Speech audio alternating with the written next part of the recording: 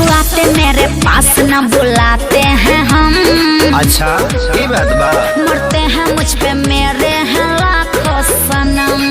Mobile है इसका चुंबक सब आते मेरे पास न बुलाते हैं हम। मरते हैं मुझ पे मेरे हैं लाखों सनम। ऐसे ही चलती रहो तुम सही जा रही हो।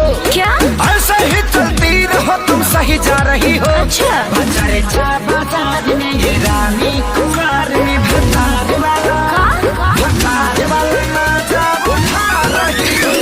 बाजार में ये रानी कुमार में भतार वाला मजा उठा रही हो। हाँ तब का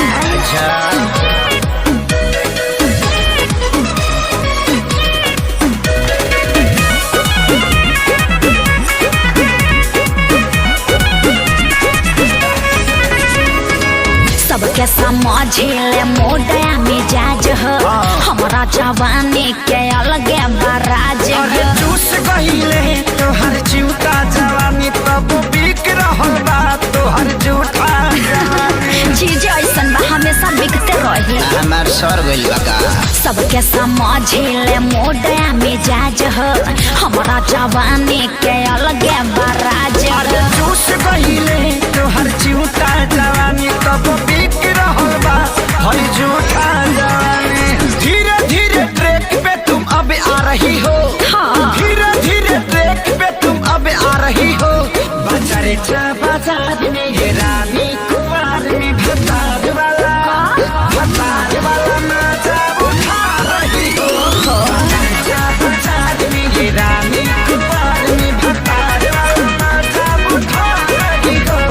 अरे टाइम बा उठावे दा। कातना ले उठाइबू आ कातना लोग के उठाइबू।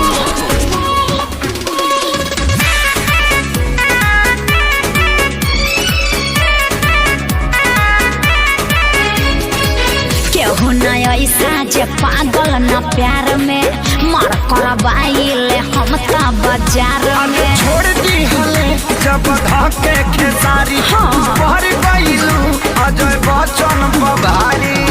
अरे हम सब पे भारी पड़ जाने। आदमी है कि भैंस रे। केहू न ऐसा जे पागल न प्यार में मार करवाइले हम ता बाजार अरे में। छोड़ दी हले जब धके खेसारी भर गइलू अजय बच्चन बभारी। मड़ई में करइए बाछी खूब खा रही हो। अच्छा मड़ई में करइए बाछी खूब खा रही हो। ओके बाजार में